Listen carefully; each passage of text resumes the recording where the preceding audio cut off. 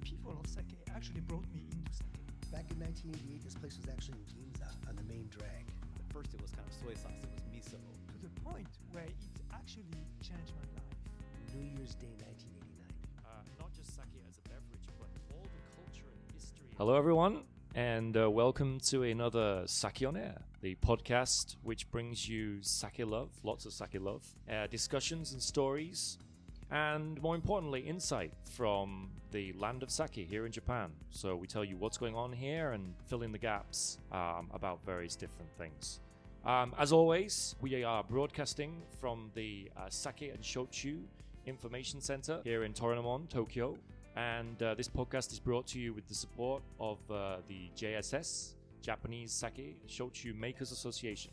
So without further ado, let's crack on. And my name is Christopher Hughes, and today I'm joined by... My name is Justin Potts. My name is Sébastien Lemoine. And my name is Sarasa Suzuki. Today, in this episode, we're going to start, I think, looking at food and sake. And in particular, sort of, answer the question of, can you pair sake with food and should you pair sake with food? And it sounds like such a simple question, but it's such a massive, it's a Goliath topic. And I'm sure we'll go down, as usual, as we promise you we will do. We will go down a few rabbit holes, but we're going to keep it simple for this one. We say that now. Yeah, we say that now. We're going to look at the basics of kind of the relationship between food and sake, the culture, the history, where we are today, modern times, and how it kind of has changed over time. And sort of food adds an extra dimension to the sake experience. We often say that, drinking sake with food just makes it taste better, right? On a very kind of simple level. I guess we should open with the question, can you and should you pair sake with food? Of course. Yeah.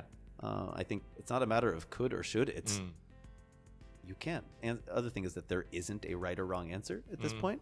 Throughout the episode, we'll get into a little bit of the background behind why that is, what's happening recently and recent trends, and where some of those influences are coming from, and some of the different approaches to the concepts around pairing. And but the reality is that experimentation with the level of rigor that, say, the wine world has experienced up until now just doesn't exist. No. And so it's still the Wild West. And so as far as what's happening, how far you can take it, and what the quote-unquote right answer is, it's not out there yet. It's really in the last 30 years, isn't it, really, that we've started to pair food and sake on a level which is kind of in a similar vein to maybe the way wine and food is paired. But it is very much influenced, I think, by the wine world. And obviously there's, the Japanese diet has changed, and the way people enjoy food, has changed, and kind of the setting, and, but if we go all the way back to the beginning, I mean, originally there doesn't appear to be any kind of history of pairing, sake and food in the way that kind of wine and food are paired together. I mean, in the kind of first cases I found doing my research is that very simply to begin with, they were just basically, pairing salt with sake. So they would put a little bit of salt on the side of the glass, or they would have a little plate of salt or something, and they would just be having, putting a little bit of salt in the mouth in between sake, and of course, sake is generally sweet compared to wine. And perhaps the first thing we should say is that, generally salt will enhance the sweetness. And that appears to be the first instance, if you like, of food and sake pairing. I think if you step back and look at why there was or wasn't a concept of quote-unquote pairing, is one, certain sakes were only consumed locally. The sake that was available was only one type of sake. Yeah. The food that was available was naturally limited to that region. Yes. And so the idea of making very specific selections just wasn't there. You were enjoying what was available. Yeah. And then the relationship with salt probably comes through food preservation. In Japan, you have a lot of fermented foods, you have a lot of preserved foods, and those are crafted in order to, ride out the winter. It wasn't just a matter of, how do we make this amazing, delicious something or other. It was, how do we create something so that we can feed ourselves during the cold winter months? I guess originally, if you're serving sake, the goal, I think up to very, very recently, well, and it still is, how can you get people to drink more sake, right? And so like the concept of, say, like an izakaya, which is now just as a dining style, is starting to permeate other countries and cities in different places. Yeah. They say that the original concept of, say, like an izakaya was actually birthed from the brewery, Toshimaya. Their idea was they had all the sake that they had to somehow get people to drink. So what if we start serving little items outside the brewery, and all of a sudden people started showing up. And I'd have to look back on exactly what it was again, but I think it was something flavored in miso or something like that, which is very salty. So snackings that will get you to then want to drink more sake, And so the pairing is, as we get into it probably a little further down the road, is when we're looking at these really dynamic, never before experienced types of pairings that a lot of people are really excited about the potential of, that people are out looking for, that maybe a lot of high-end restaurants and sommeliers and places like that are starting to do, that's something that is very recent. And that's something that we're sort of just starting to explore and starting to discuss the whys and the hows. Right. And there are kind of suggestions in the reference material I've kind of looked at that, kaiseki may have evolved as a way to pair sake with food. But it is, let me stress, it is just kind of one theory. There doesn't seem to be a kind of accepted, established theory. But there are various little hints in there that there may be some early forms of sake and food pairing, as far back as kind of the Edo period. But it's nothing like it is with kind of, wine and food. And Sebastian, when did pairing food with wine actually start? There was a book released recently in France that visits that side of the story of wine, and I find it interesting because we can draw some parallels with the Japanese food culture. Wine pairing seems to have appeared in France around the beginning of the 19th century, when two things happened. The first thing is the dinner style changed from service à la française, so French style service, where all the dishes are put together at the middle of the table, and people would eat what they want in the order they choose, to service à la russe, so Russian style, where we have that order that is now actually very common in French gastronomy. So dishes will come one after the other. That's the first parameter. And the second element is, by the beginning of the 19th century, again, winemakers were able to release their products with a high level of reliability. What I mean is that wine was bottled already, and or it would be traveling in cask before being bottled. But when a sommelier or a restaurant owner was ordering some wine, he would know what the wine would taste like. And so it's the combination of the two, more certainty about what's in the bottle, and the fact that you have one dish coming after the other, that made that pairing culture possible, starting with the aristocracy, obviously. It was not the daily exercise of a more modest family. And again, the parameters the parallel with Japan are interesting to make, because I still consider that, kaiseki being an exception, your Japanese meal will come everything together on the table, and like izakaya style. like izakaya Yes, like style. izakaya style, But yeah. in my family, it's the case, and I guess it's the case in most Japanese families. And but the reliability aspect on the sake brewing is probably less relevant here, if only because bottling came at a later stage in Japan than in the rest of the world, and so sake was traveling in casks. So, of course, the restaurant owners had the ability to taste and taste again what the sake was like before offering it. So you have to look at the service end, and Yes. what was their goal for providing what it is they had and what they had access to, right? Does the service end have a selection, and then what does what informs their selection process. Was there a sommelier? Do we find any evidence, Justin, that maybe there was a... Maybe you can chime in here, Sarasa-san, as well. If you know there may have been a kind of sommelier concept in Japan or... Well, personally, I've never heard that before, Of course, Japanese Sommelier Association created in Japan for especially the, wine service. And, well, of course, how can you say, not certified, but I'm sure the individual master of izakaya or the service staff in izakayas or the kaiseki restaurants, washoku restaurants, I'm sure they do have enormous knowledge on the different breweries, different regions, different styles of the sakes, so that they could offer but it could have been more on the seasonality or the categories of the sakes or the price points. Yes. And because you do have, when it comes to temperature, you have someone who can kind of pair the sake with different, not with food necessarily, but kind of can advise you about what type of sake will be best served at what temperature. And I am well, I don't have the evidence here, but nowadays, many famous sake restaurants or sake serving izakayas, they do list hundreds, 200, 300 sakes to offer at one night.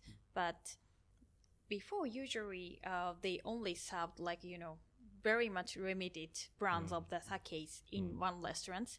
And what they've done is the temperature to serve, to pair with the seasonality or with their food.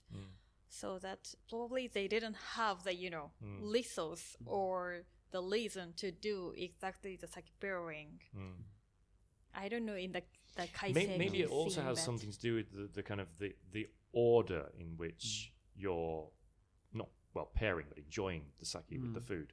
So we found something out that actually it's a little bit different from the way that wine is enjoyed with food, isn't it? It's mainly it tends to be that you enjoy the sake and then the food. You taste the sake and then you're just basically ingesting food after that. Whereas with wine, it's normally food and then you enjoy the wine, right? I think basically for a nice pairing with wine, you put the food in your mouth and then the wine, and it's the combination of the two that creates the pairing. And you might drink a bit of wine afterwards to clean your palate. But indeed, there is in Japan this tradition of drinking a bit of sake before putting the food in the mouth. Sorry. Right. But Justin, did you find out anything about the sommelier thing? No, I guess the one thing it's not sommelier in the sense that we're talking about, or in the sense that that Sebastian was just sort of referring to, is having a course or having something strictly laid out and coming up with strategic pairings for that.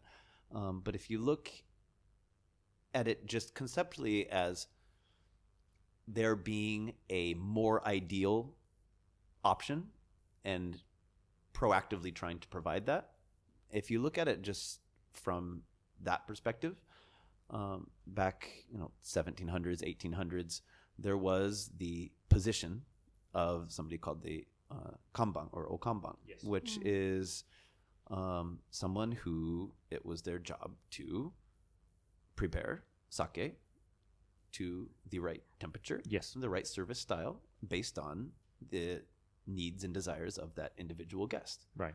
You have to remember, at this time there isn't refrigeration, so even though we say okanban, so kan is going to be the term for warming. It refers to warm sake. If we say kanzake, you're talking about warm sake that has been heated.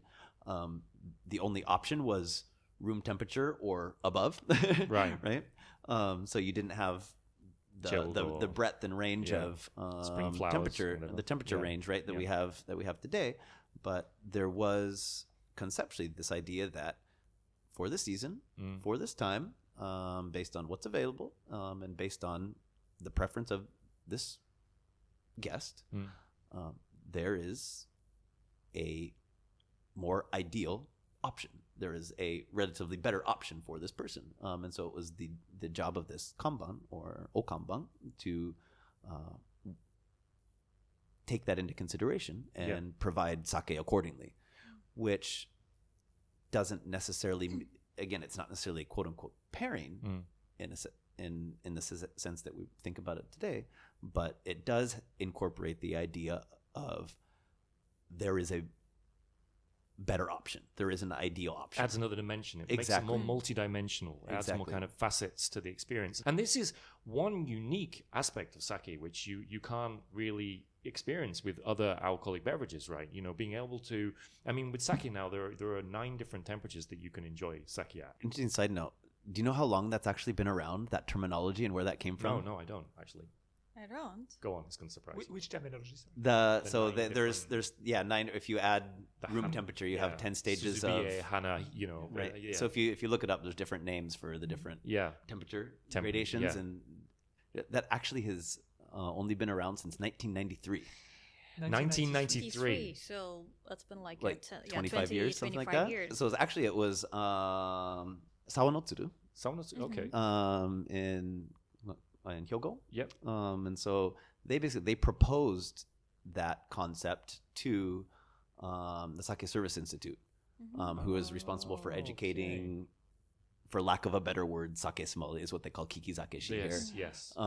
here in Japan. Right. Is that, the concept of temperature in relation to service is a really important concept. Right. How can we better communicate that there is that much nuance in sake when you, as far as heating, warming, and offering at different temperatures, that you are actually even at these 5-degree gradations, which seem 5 degrees in Celsius gradations, that you're seeing very significant changes, Yeah. right? And so how do we communicate that? We should come up with a terminology and sort of lay that out. And so it hasn't actually been officially adopted, but they proposed that to it. It started getting put into the education, and now it's Good marketing. it's pretty much good. Well, it's not even marketing. I mean, that's the thing. Nobody knows they came up with it. That's the thing, is nobody knows that they even came up with it, That's right? the first. I'll have to admit, I So thought it wasn't marketing. It was for the entire industry. And so actually, it took some time, but now 25 years later, it's become common terminology. Did you know Yeah. that, Sarasa, or is that news to No, you? I didn't.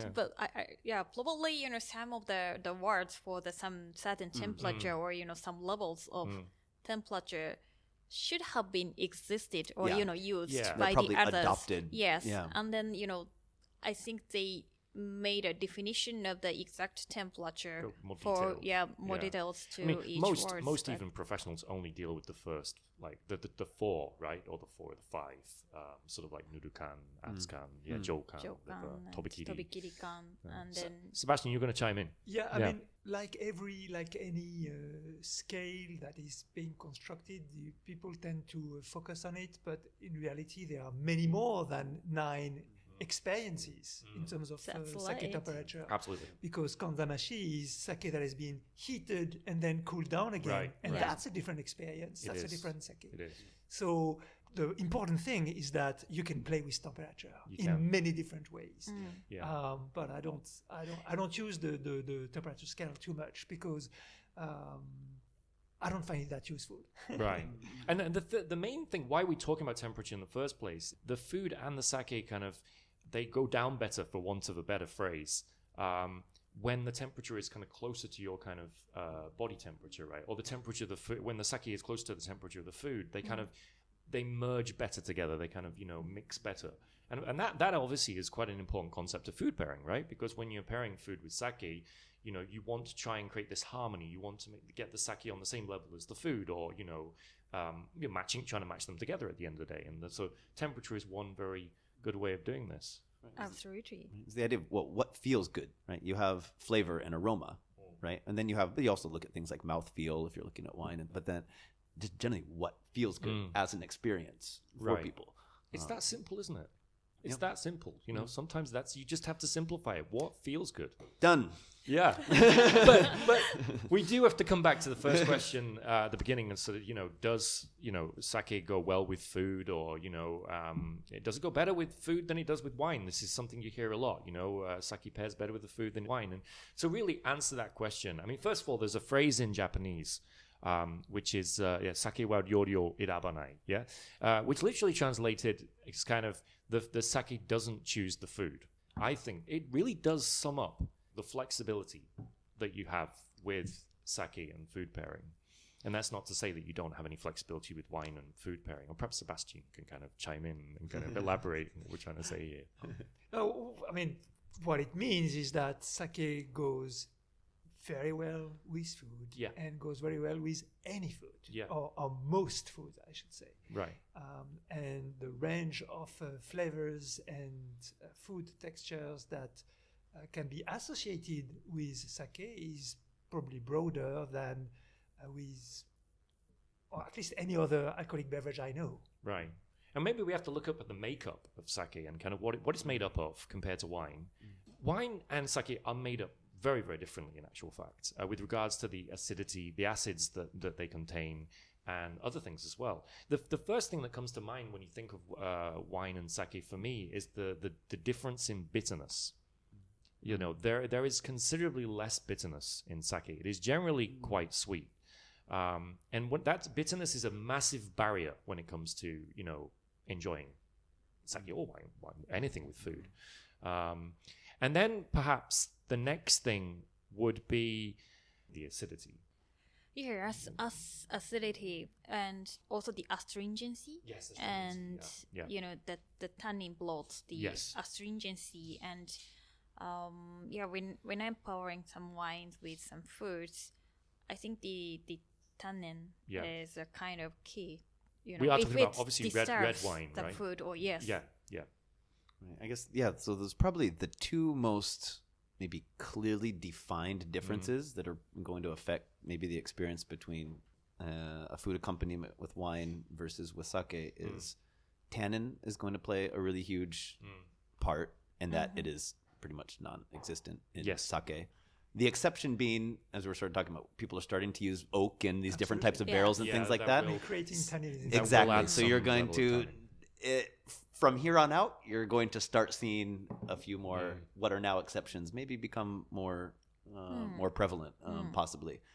So you're going to see subtle Yeah, things that's of right. that come into the picture. Right now, it's not a big part of the picture, but if you look at a lot of, for lack of a better words, you know, high-end restaurants that are doing a lot of pairings, a lot of them are kind of shifting over to these types of sakes that have those nuances integrated into part of the process. I think you have to really soak the barrel in the sake, or the sake in the barrel to get a measurable amount of tannin out of it. So even then, I think the tannin would be still, it wouldn't be high enough to play that big a part. In the, Yeah. Also, the thing is, tannin in wine, and it also comes from the major part of the tannin comes from the grapes. grape, right? Yeah. So There's the of course, seeds the barrels can add some tannin, but Much it's more a limit. subtle. Yeah. and it's a different type of tannin. You have different types of tannin. Yeah. You have like bitter tannins and kind of sweeter tannins, more kind of more astringent friendly tannin, astringent or- tannins, and you'll never get the really astringent tannins in sake. So it'll never be.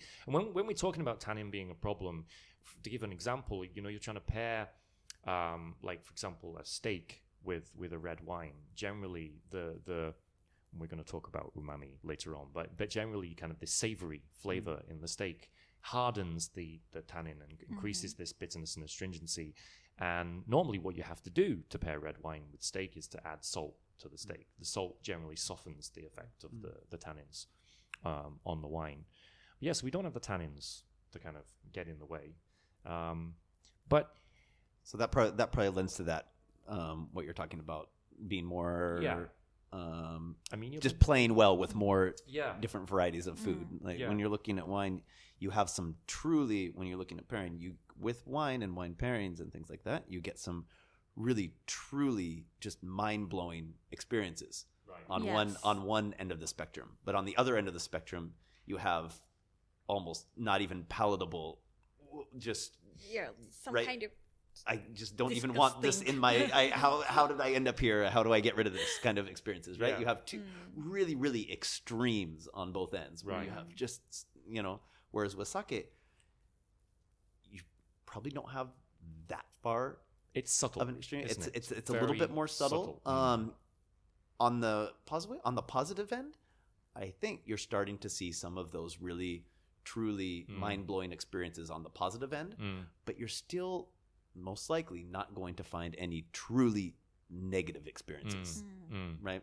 Perhaps for our listeners, we talk a little bit about what the kind of the makeup is of wine and sake. So I have some figures here from the JSS. So first of all, sort of sake is made up of, you have dextrins and glucose, which come from the saccharification of turning the starch into sugar. You have ethanol, isoamyl alcohol from the fermentation. You've got lactic acid, succinic acid, and malic acid. Those are the kind of three main acids in sake, which come from the kind of yeast starter and the fermentation, yeast and koji mainly. And then you have peptides and amino acids. These are the important ones, really, aren't they? Which come from the decomposition of the protein. So the koji actually breaks this protein down. And then you get these peptides and amino acids, which are the precursors for creating this kind of umami experience, right? And then you have fatty acids, glycerol, acetamyl acetate, ethyl caproate, these kind of apple aromas and banana aromas and things, esters, as we like to call them. And then if we look at the acidity in particular, because, I mean, when you're tasting wine, when you're pairing, wine with food, acidity is the big thing, right? You always look at the amount of acidity that the wine has. Not only the level of the acidity, but the components of the acidity is very much different. Right. So, for example, with white wine, I mean, by far the biggest kind of the main player as far as acidity is concerned would have to be malic acid, right? The kind of the acid that comes from the grape, and tartaric acid is the second one. And then you have succinic acid, which you also have in sake as well. And glutamic acid you do have in wine, but this is the big sort of selling point for sake is that it has almost 10 times more glutamic acid, and this is a type of amino acid. So it's from the group of glutamates, they call it. 10 times more than wine. And beer is actually less than wine. And of course, the thing that creates this amino acid, I mean, basically it's protein, isn't it? Protein is basically amino acid, and when you break it down, you get this amino acid. And this is where any kind of conversation about pairing food with sake should really start, right? The amino acid, this kind of precursors to umami, if you like. So generally, when you pair wine with food, so you have the food and then you follow the food with some wine. And the idea is that if you have got quite a kind of robust dish, the wine kind of maybe lowers that kind of robustness, makes, it kind of lowers the flavors a little bit and refreshes the palate, and, obviously there are lots of different types of pairings you can do with wine, but that's generally the way it kind of works with wine and food pairing, right? I think so, especially like that the food, the oil components in the food is very different from Japanese food to the, especially like, let's say European food, and then for the European food, if we try to keep eating or finish that plate, I think we need some refreshment on the palate. Yes. To finish the dish, right? And so wine is high in acidity, and that mitigates the effects of the oil. It kind of so it doesn't remain on your palate, in between courses. You can kind of wash it away.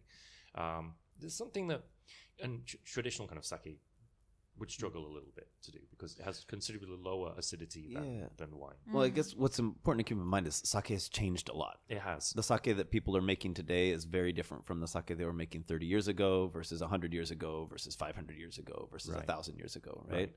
And so when the Japanese dinner table started to really diversify and more start to westernize, the type of sake that was becoming popular or more standard, you were looking at more aromatic types, drier types, in a way.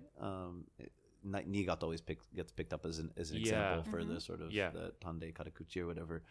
And it was always praised for its ability to, it's really interesting when you look at the Japanese that they use to explain it in a positive light is things like mizu no yoni, it's like water, or it's just it's watery, very much drinkable, right?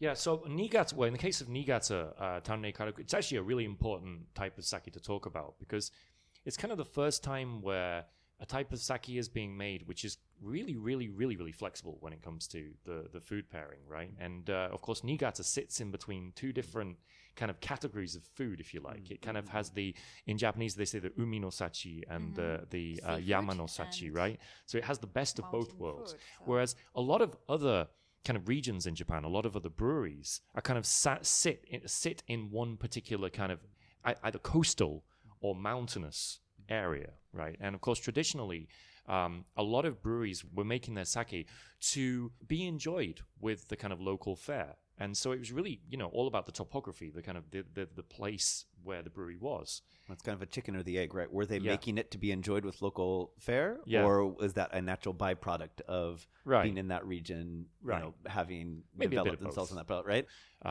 So the whole jizake kind of concept, the whole kind of regional sake concept was that, it was kind of restricted to the regions until very, very, very, very recently. It's only very, very recently you've been able to actually get hold of these really rare, kind of boutique sake in Tokyo.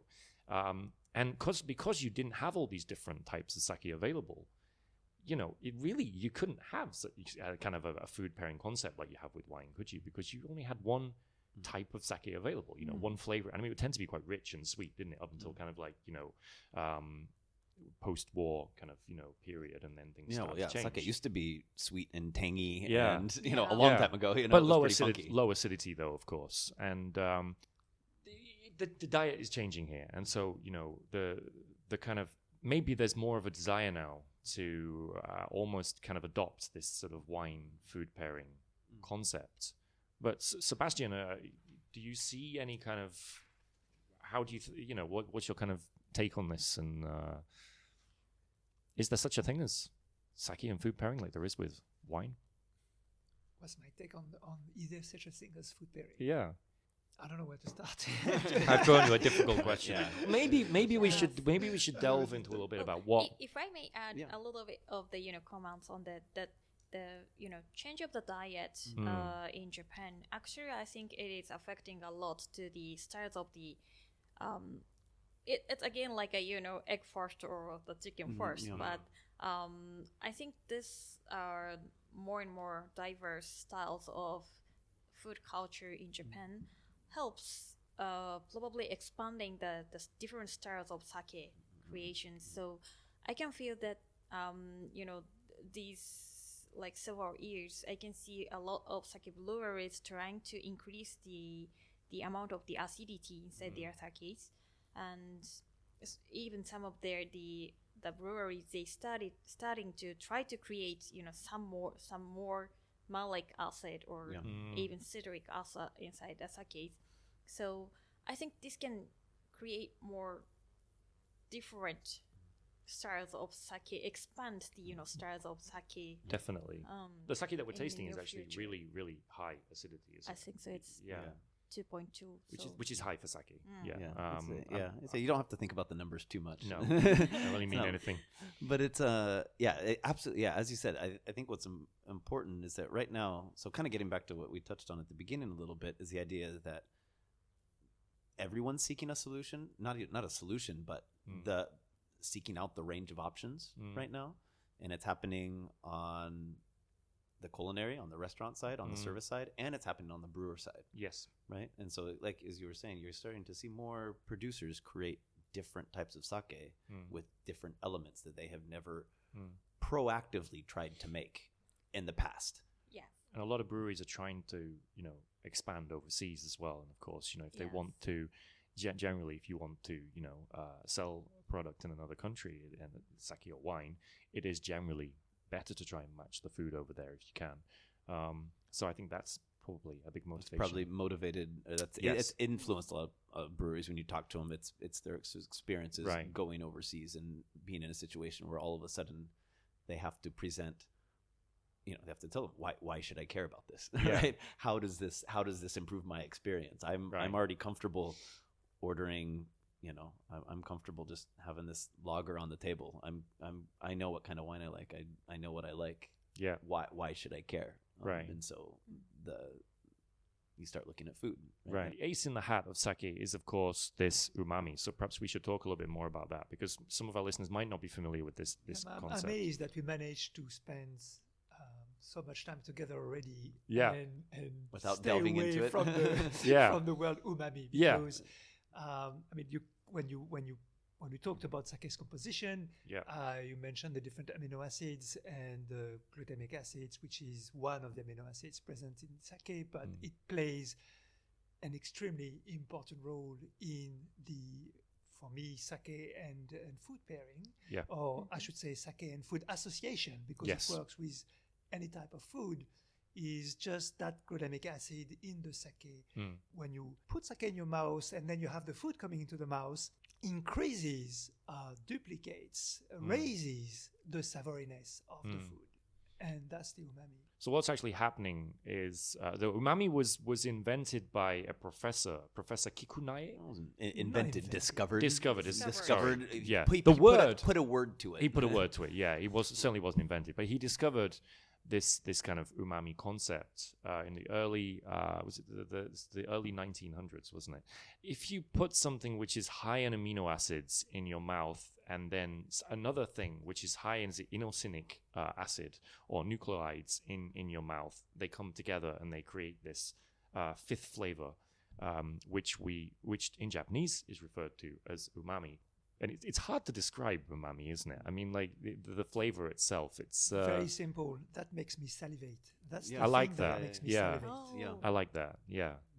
I think you could say like slightly salty. It normally comes at the back, at the kind of on the finish. For me personally, I don't know if that's there's any science behind that, but it normally is at the in WSET. We normally we look for it at the end of the tasting, don't from we? the with mid sake? to The mid to the end. Yeah. mid to the end.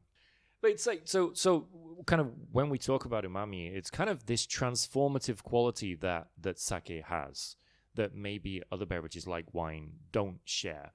And one very good example of where you can use this transformative quality in pairing is kind of where you pair the sake with the food, or you're just enjoying the sake with the food, and the sake becomes an extension of the dish, almost like an extra ingredient in the dish. And that's really takes us back to the cooking again, because in a lot of Japanese cooking, you add sake in the recipe. We do. Yeah. And the kind of books that I've read, suggesting very heavily that the sake is doing something in the dish. It's not just adding, the flavor of sake in there. The amino acids in the sake are actually activating something in the ingredients in the dish. So this umami concept is a really powerful tool or key, I think, to making the experience more enjoyable, as you said, making it feel better, or feel even better. Yeah, and I think what you touched on, the idea of it being sort of an extension of the food, or the culinary craft, or it's kind of almost another tool in the tool set. As you said, they use it in cooking as well too. And I think another thing that maybe impacts that as well is sort of serving size and serving style. Right? If you order a glass of wine or a glass of beer, you have kind of an expectation as to how much is in that glass, right? And sort of how much time you will have to enjoy that, I guess you could say, right? It's going to be on the table with you for this period of time. Sort of the nature of sake, they tend to be smaller serving sizes. Up until now you're seeing more service in wine glasses, but even still, they're smaller serving sizes. And then once you start playing with, say, temperature and things of that nature, you start seeing different glass shapes, glass styles, and you can serve with a greater deal of precision, I guess you could say. We talked about it a little bit at the beginning of the episode, but when do you have sake? Do you have sake right before you eat, while you're eating, after you eat? And in order to create that very specific experience, you can do that with a small serving size. So when you have this small glass, it's literally a sip or two. But I think that right now we're seeing it's a lot of the chefs and the people that are looking at sake from the perspective of, how can I use this as an extension of my tool set? And so they can create, this delicious food, but then by having somebody who can, with a great deal of precision, slide you just a sip across the table in this small glass, all of a sudden it's almost like part of the food in a way. Yeah, and they often put other sake elements in the dish, don't they? They can put like sake kasu leaves in there or koji, and then really sake is really a part of the dish. It's just like one. The whole thing is a dish, right? It's not a beverage being paired with food. It's that is the dish basically. And where that becomes interesting and unique is that you could argue that you can't pull off the same flavor without that particular combination, without that particular sake. So then it becomes really unique and really kind of special. Perhaps what we should look about next is kind of, how do you define a successful pairing? We've come up with 6 potential types of pairing that you could maybe consider successful. You have this concept of complementary and congruent pairings. So, for example, a complementary pairing might be something like, we've already talked about pairing a sake which is very high in acidity. So pairing acidity with an oily dish. So pairing acidity with fat. And the acidity, what it does is it actually mitigates or it cuts through the fat. So that, makes the dish taste not as fatty. And then a congruent pairing might be something like pairing a very strong rice-derived, rice-laden sake with a rice dish or a very creamy dish, very milky dish, or something with butter in. Or then maybe pairing sweet sake with sweet food. Generally, you should do that. Otherwise, you might get a little bit more bitterness. It might not work.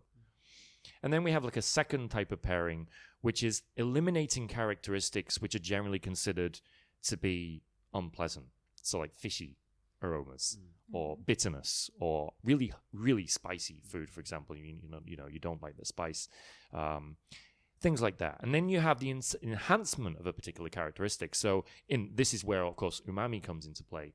Or, you maybe bring out the sweetness or the tanginess of the food, or there's something in the food you quite like and you'd like to bring it out a little bit more. Number 4, the fourth one would be revealing hidden characteristics in the sake or the food. So something which isn't there when you're actually enjoying the sake on its own or enjoying the food on its own, but then one or the other, putting them together, actually brings those, kind of revealing those hidden elements.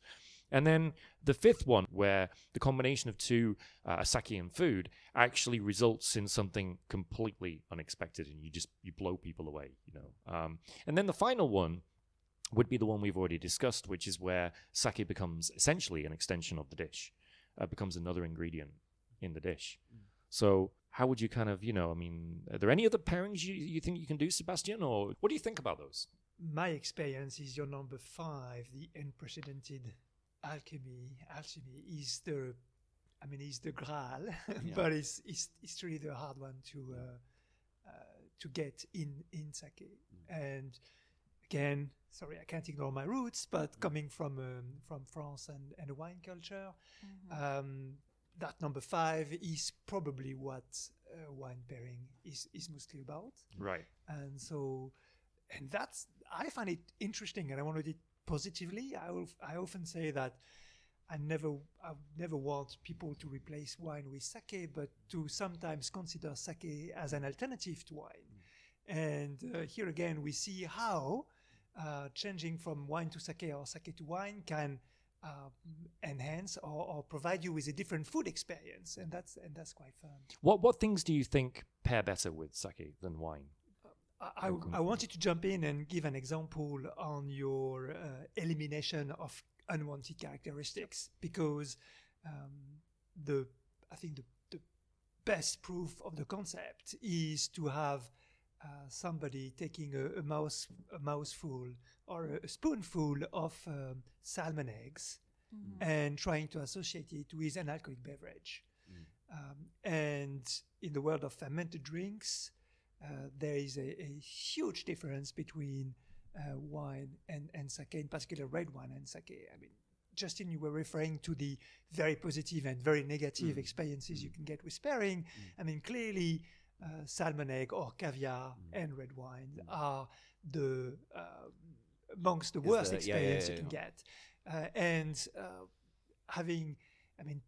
pairing, associating fish eggs with sake is one of the most amazing experiences you can have. How sake not only removes the fishiness of the salmon egg, but lets you appreciate the texture of the food and enhances the texture of the food and the savouriness of the food. What other things do we have to think about when we're pairing sake? So, I mean, we've talked about umami, That's a big one. We've talked about temperature. The other thing that comes to my mind is kind of like the weight, like the complexity, intensity of the sake versus the food. I mean, you never really try and, it's the same with wine, I think, but you never really try and pair a really, really complicated, rich dish with a really, really, really, really delicate sake, right? Because it's going to wipe the sake out, and you're not going to be able to appreciate the delicate, subtle flavors of the sake. And that's probably the most basic thing to start off with, isn't it? Really, I just think they're the same ideas with the wines. yeah. Something we have not talked about yet is aromas. I was just going to say, that's right. we must talk Um, about aroma. And I think aromas tend to play more a sort of a backseat role in food pairing. There are exceptions. I think we all agree that with fruits or green vegetable, looking for some sake with some aroma, like a ginjo type of sake, will probably provide you with a good experience, an interesting experience, or at least that's a direction you should research when you start trying pairings at home. But in general, aromas are less important than They what are. happens in the mouth. They are, but I found one interesting pairing with aroma, quite oxidative cereal aromas, do a really good job of kind of pairing with smoked dishes, like smoked salmon. It doesn't remove the smokiness, it kind of almost enhances it, but in a nice way. It doesn't become an obstacle. Yeah, another exception is aged sake. And Yeah. that's the oxidative aromas Yeah. you're talking about. Indeed. Yeah. And it's also, I guess, how you're approaching it is when if you pour something in a wine glass, it's the presumption that you want the person to place some sort of an emphasis on the aroma, right? The reason you're pouring it in there is because, right, the idea is to provide that experience.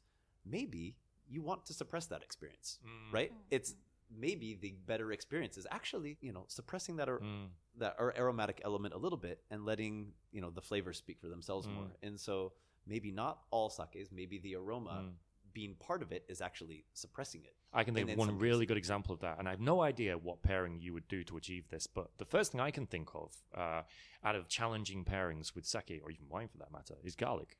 How do you suppress that garlic, and what do you think? What kind of aroma of sake would you pair with garlic? Something Well, you don't like just eat garlic, right? No, Yeah. no. like No. ahijo style. Ahijo, yeah, that's the first thing that was Ahijo. come to my mind, actually, yeah. Yeah, interesting. Maybe our listeners know. Maybe our listeners could Or, let us know. I go toward like accommodating like spicy food. So maybe something a bit lactic, fresh, pasteurized. Yeah. I've tried bani powder with some jumaishu or not very much, strongly fruity jumai ginjo.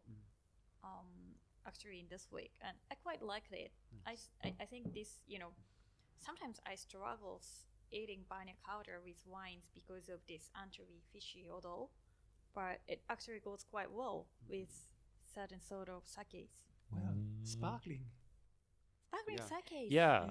Probably. I mean, sparkling is a good way to. It's definitely something, a new avenue for sake in general. Yeah. So, I wonder if sparkling seems to work with any food you put it with. Speaking from experience, and I wonder if maybe the gas in the sake does something to your taste buds, kind of changes the way they work, not work, but kind of offsets them, if you like. Because I've had some really amazing experiences with sparkling sake. They shouldn't work, but for some reason they do. Not with any other type of sake, just sparkling sake. It's everything else is not what you want it to be in the sake, but for some reason, because it's sparkling, it works. Let's do a sparkling episode, because I said Yeah. there's a lot of folks that are putting a lot of energy Yeah. into researching and developing the definitive, I guess you could say, Yeah. version of sparkling sake in Japan, and there's people who have a lot of research into that, and there's a lot Yeah. of development that's happening really rapidly around that right now. So we should maybe just do a sparkling episode one day. Okay. The one element maybe that we haven't really explored so much that a lot of people are starting to look at when it comes to pairing is the idea of aging sake. Yes. And so that's another element that, again, up until relatively recently, wasn't really looked at as being something that contributed to adding a favorable nature to the flavor or to the aroma.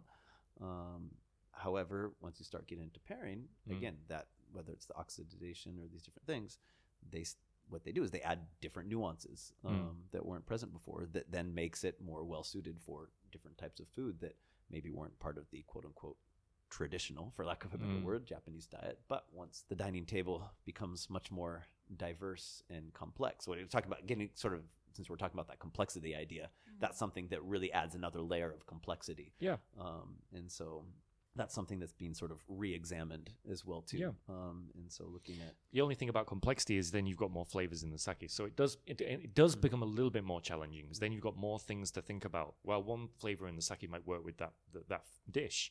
The other elements in the sake might actually work against it, and then it's a question of trying to balance them out. You know, and then that becomes a little bit more complicated. But there's definitely more potential to create flavor experiences that you just can't do with any other, alcoholic beverage, or you just can't achieve any other way. And that's where the real potential of sake and food pairing probably lies. But like you say, there isn't a book on it.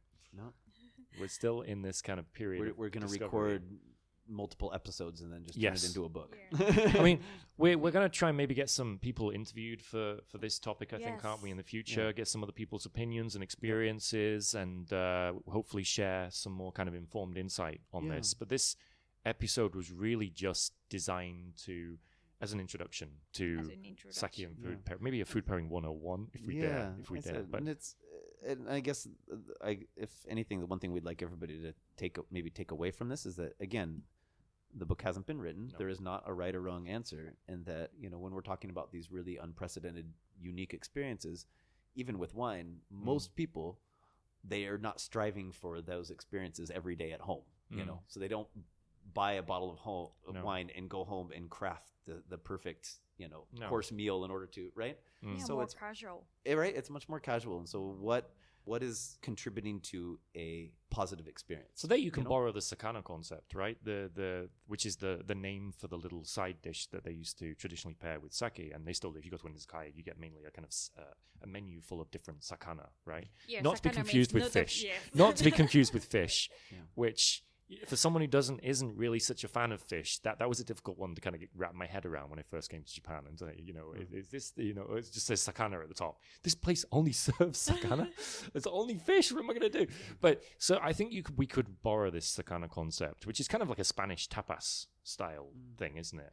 And then you don't really have to worry too much about whether the sake is going to pair with the food you've chosen. It will and it won't, and you can just kind of you can enjoy different levels of harmony and contrast and maybe other things as well. And it's just having fun. It adds another dimension to the experience. There's no science behind it, and no one is getting that really kind of, what's the word? Like it's not a strict thing. It's not a strictly managed thing, right? Everyone's just having fun with this and just kind of exploring, and so you can too, right? Yes.